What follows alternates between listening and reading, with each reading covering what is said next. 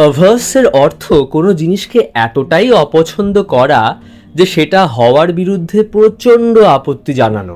Some politicians are averse to the idea of strengthening the security inside the election booth. Election বুথের ভেতর security আরও বাড়ানোর কথাটা কিছু রাজনৈতিক নেতানেত্রীদের একদমই পছন্দ নয়। শেয়ার বলতে পরের সেন্টেন্সটায় অ্যাভার্স একটু মজার ছলে ইউজ করা হয়েছে। I usually don't eat fried food, but I'm not averse to the occasional servings of French fries.